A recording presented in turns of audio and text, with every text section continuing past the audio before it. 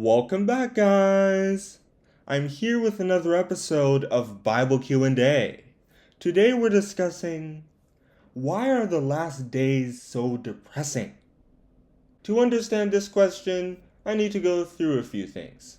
One, we are currently living in the last days.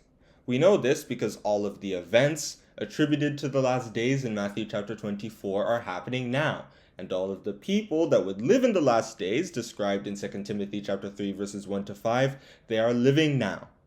For more information on this, check out our video The Last Day on our channel It Pays to Fear God. Second, we must know that the last days are depressing.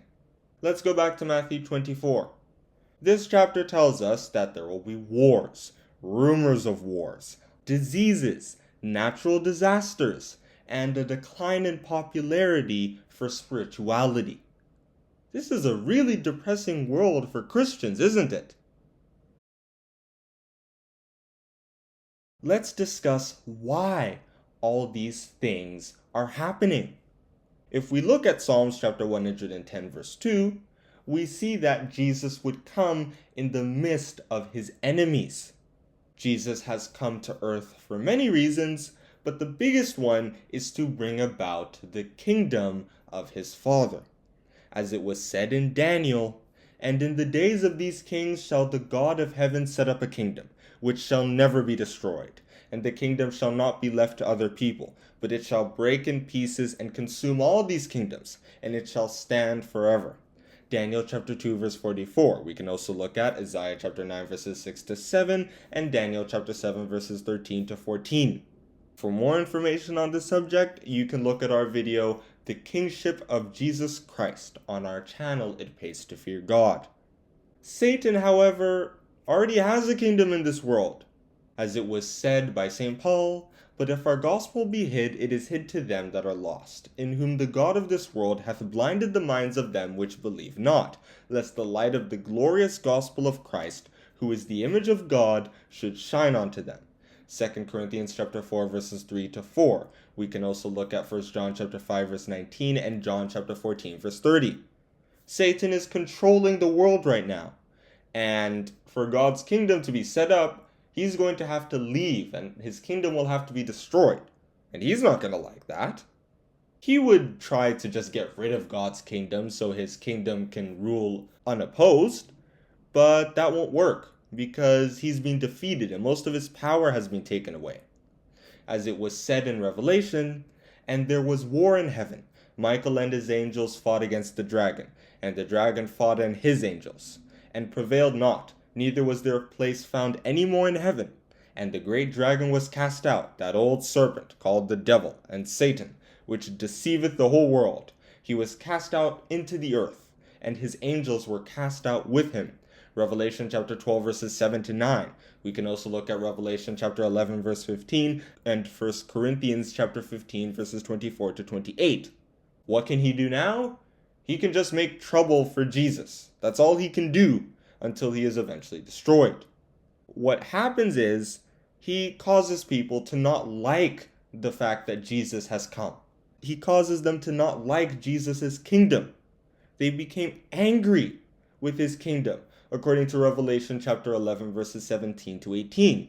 This anger, of course, is not physical anger. What the Bible is saying is that the vast majority of the world's people will be ignorant of the kingdom and they will be opposed to it. They will be opposed to what it stands for. They will rebel against Christ's works for peace and righteousness. And of course, a mortal can't go up against an immortal in terms of intelligence, smartness, or anything. So when you try to reject a good spirit's ideas, even if you try to set up your own peace and your own intelligence, it's going to fail. That's why the world is suffering, because people think they know better than God when they don't. So nothing they do works. Their peace plans don't work and stuff. They can't look into the future and see how their plans will actually help man. Thankfully, though, Jesus Christ has told us that all this trouble that man's pride has caused is going to stop. As it was said in Matthew, "The Son of Man shall send forth his angels, and they shall gather out of his kingdom all things that offend, and them which do iniquity, and shall cast them into a furnace of fire. There shall be wailing and gnashing of teeth." Matthew chapter 13, verses 41 to 42. My advice would be then to not worry about the depressing last days. We should be aware that these things are happening because God expects us to know about our world in order to serve him better in it. As it was said in Luke, "Watch ye therefore, and pray always, that ye may be accounted worthy to escape all these things that shall come to pass, and to stand before the Son of Man." Luke chapter 21, verse 36. However, we don't actually need to care so much about them. We don't actually need to shake in fear at what is happening in the news. We should find hobbies and stuff to do to keep us occupied and distract us from all the bad stuff that's happening. We should enjoy the beauties of life and be thankful for what it is we have with our families and stuff. All this bad stuff is not going to affect us 90% of the time, and even when it does, God is always there for us. Even at death, God has a solution. As it was said in John, "Marvel not at this, for the hour is coming, in the which all that are in the grave shall hear his voice, and shall come forth, they that have done good unto the resurrection of life, and they that have done evil unto the resurrection of damnation." John chapter 5, verses 28 to 29. And that is where I'm going to stop with this Bible Q&A. Why are the last days so depressing?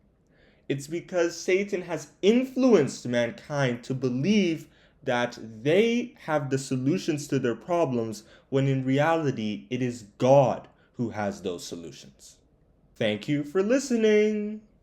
Don't forget to like and subscribe.